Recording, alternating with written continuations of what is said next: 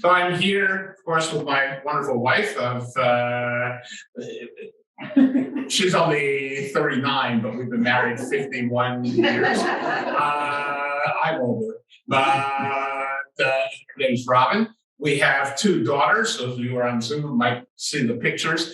An older daughter who lives in New York City with her family and one of our grandchildren, and our younger daughter, Sarah. Amy lives in the Jacksonville area with her 4 children. And so since why are they relevant to Jewish idea of environmentalism? Because they're more relevant to what we're going to do here. And that is that since we raised, and I was part of raising 2 daughters through their teenage years, you can make me feel most comfortable if you'll interrupt me while I'm speaking. And I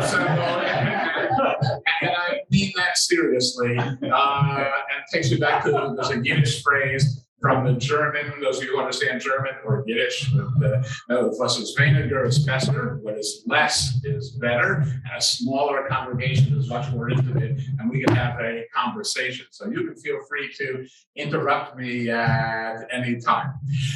Anybody here from New England? Great. Hands down. Middle Atlantic states? And some of you, and this may be less so, Bobby and I know that there is in Bloomfield an area called the Green. Sort of was in the center of town in colonial times. Those of you in Boston know that you have Boston Common, right? And in your New England town, do you have a town common? Yes.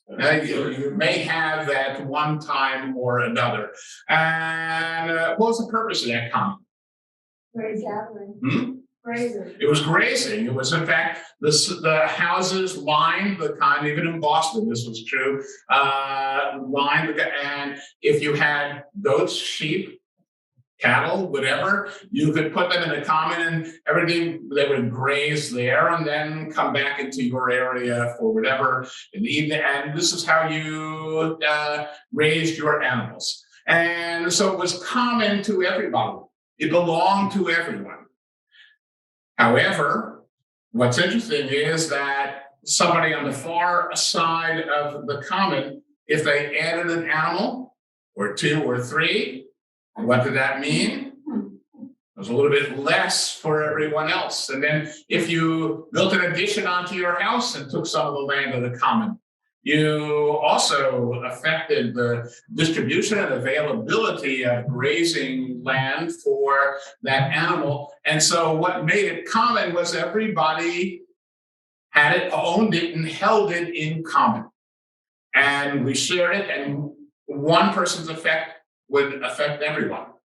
However, the cost to any one person to add another animal was very small, and the benefit could be very large.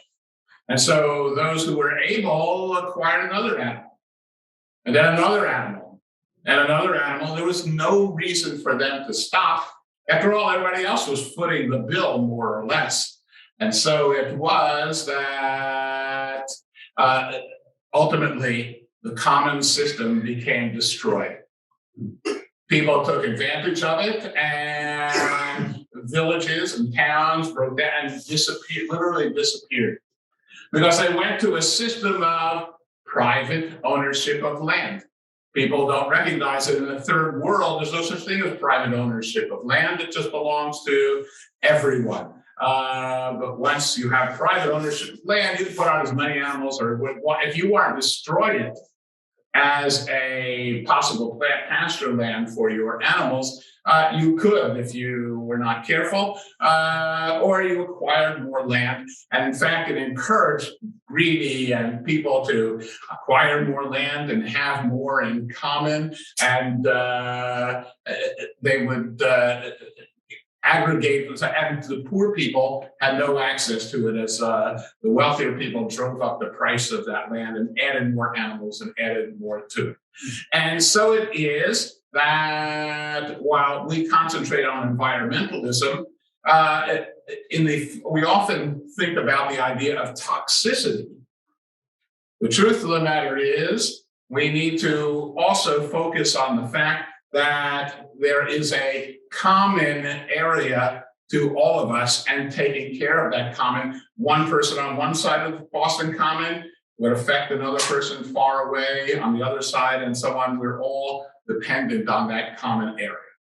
Now let's go look at some examples of that. And I wish I had the text, and I usually teach from a text, but it will do without it. Some of you may know the story.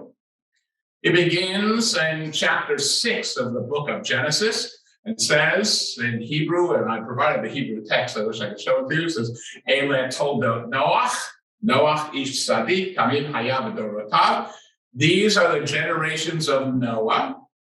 Noah was a righteous man in his generation.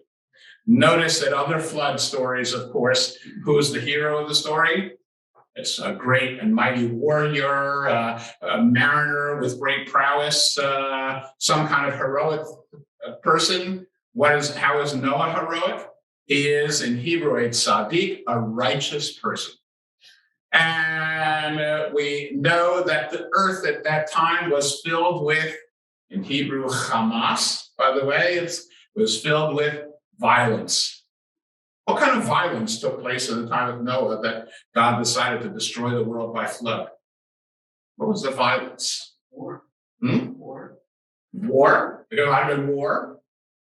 There's a medieval commentator who says that, if you go to the grocery store and you want some grapes, you can sample a grape for free. They won't charge you for one grape. And so hordes of people would all go to a shopkeeper, and everybody would take one grape and wipe the poor shopkeeper out. That's a suggestion. But the answer will come at the end of the story of Noah, because the violence, Noah's told, build an ark, gather all the animals. And what's interesting about the text is that in chapter 6, Noah gathers the animals 2 by 2. In chapter 7, take 2 of the unclean animals and 7 of each of the clean animals. And what constitutes clean and unclean is a story for another time. And so it is that the story, all the animals come to Noah, and you know about the flood and so on. When they come out of the ark, Noah, and this argues for the 7 by 7 animals, not the 2 by 2, Noah offers sacrifices. Of course, if you offered a sacrifice and there were only 2 of each animal, well, that was the end of that. And perhaps that's what happened to unicorns and I don't know what other mythical animals there are. And so then we have 7 in Hebrew, Sheva Mitzvot B'nai Noach, the 7 Noahide laws. There are 7 laws that are given to Noah. Noah, don't forget, is not Jewish, not a Hebrew, not children of Israel, represents all humanity. And in those laws, we're told we can't kill each other. Not only that, when we kill an animal to eat it, we cannot eat a live animal, and we can't eat the blood that's in it. The blood has to be poured out because the life of the animal is in the blood. And so now let's go back to the end of the very first chapter of Genesis. At the end of the first chapter of Genesis, we are told that God creates human beings in the divine image. And by the way, that does not mean that if we have a nose, God has a nose. And if we have shoulders, that God has a shoulder. And if we have knees, that God has knees. It means that if God is merciful, then we have the capability of being merciful. If God is humble, we have the capability of humility. If God has wisdom, then we have the capability of being wise. And in that way, we are in God's image. And then God says to all human beings, here's what I give you for food. Every tree bearing seed and every fruit and vegetable that bears seed and can reproduce. And why does God stop there? Because God's intention is that we be vegetarians. God did not want us to kill animals. But by the end of the story of Noah, we discover that human beings did learn to kill animals and to eat them. And so God comes and says, we're going to put some limitations on this. And we're going to stop. And for the Jewish people, there are additional limitations called our Jewish dietary laws of kashrut. But before you kill an animal, you need to stop and think about what you are doing. Because you have changed that animal from an animal that has consumed the commons and the pasture to being something you eat. In fact, one of the great ways to increase the availability of the commons to you is to eat your neighbor. Yeah, eat the people who live around it, make them disappear, and then you'll have more land for yourself. And so we learn to kill and eat animals. That was not God's original intention. That's why, by the way, God put a little bit of poison in each and every animal. Right? Today we call that poison. What? Say it again. Oh, I thought you said cholesterol. Okay. If you don't eat animal fats, and you will not consume cholesterol. And so before you kill an animal, think about it. But when you kill an animal, you're changing the commons, and you're changing how many animals are going to go in there and eat, and how many are not, and so on. And you have an effect on all the people surrounding. Even though they say, no, it's just my animal, and I'm just entering into the commons, it belongs to everyone, and we can never forget that. And so let's go on. I'm trying to think of what my slides were one by one. Let's take another example, and this from Jewish law. And in Jewish law, which is an ongoing and evolving process, because in 2,000 years ago, they did not ask whether or not human beings can smoke cigarettes. So someone comes and says, is it Jewishly permissible to smoke cigarettes? And the answer comes, surprisingly, not in the area of toxicity to the individual. You're going to give yourself emphysema. You're going to give yourself lung cancer. You're going to give yourself COPD. It comes not from that area, but rather instead from the fact that the Rabbi says in the 1950s, when you exhale and when your cigarette burns, you are putting smoke and other things. You say, that's just me. And by the way, I'm free. I have the freedom to do. I have the freedom not to wear a mask. I have the freedom not to take a vaccine if I wanted to. And I'm free. I can exhale, and I can exhale that smoke, and I can allow that cigarette to burn and so on. However, the air into which it goes is a commons. It belongs to all of us. And therefore, we are changing the balance, not for just us, but for our neighbors and everybody associated with the commons. And so it is much akin, and I'm sure you know the old story of a boat that carries 30 people across in ancient times, back across from one island to another, and someone is sitting in a seat and takes out a drill and starts drilling a hole in the boat underneath their seat.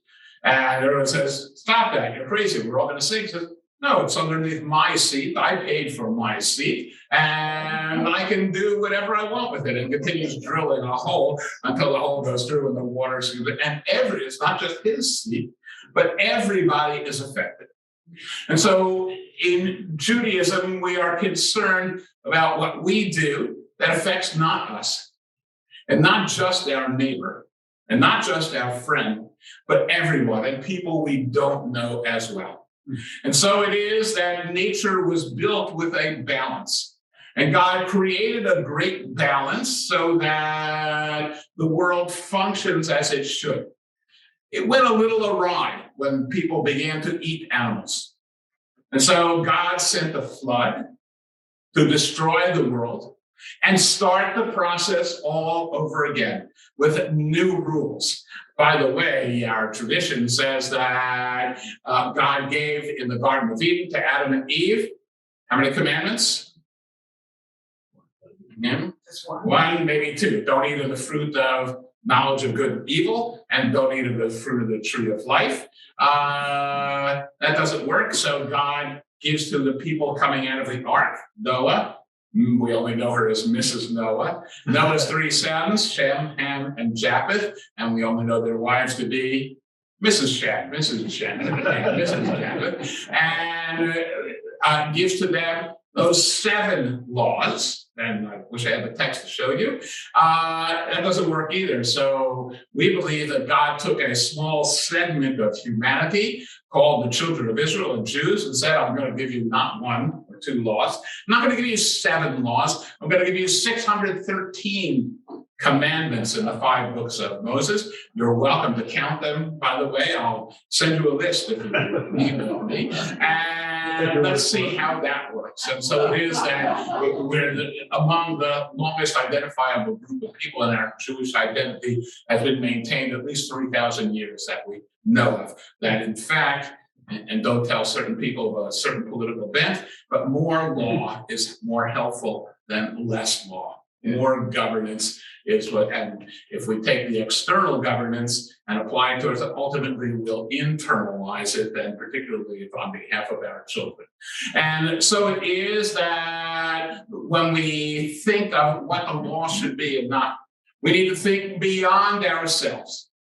And the fact that we have a common world, we have a common land, and if you enter some kind of poison into that land, you affect all of us. By the way, some of you have lived in apartments. So we lived in an apartment, happens to be in Israel. And you quickly discover that there is a way to get rid of the roaches. Okay? And that is spray enough, of course, toxins and so on. But what happens to those roaches? They go to the next apartment. Until what happens? They spray it and the roaches come back. It's a common, all the roaches and all the apartments is a common that we happen to share with the roaches and all sorts of other things. And we have to learn to coexist with them and with this balance that God creates in the world. And so it is that God, in fact, did create a balance. A dialectic, we might call it, which is a thesis and an antithesis, and somewhere in the middle they meet, and there's a synthesis, and there are extremes in one direction and extremes in the other direction. And God placed the world in a balance so that we find the middle path, the golden mean, it's called, the right way to go, in which we take care of ourselves and our own personal needs, but also the needs of others, and to be mindful as well, that when we poison the world, we poison everyone's world. When we poison the air, we poison everyone's air. When we dump sewage into the water, that's not just water that's, only our sewage, doesn't it? It belongs to everyone.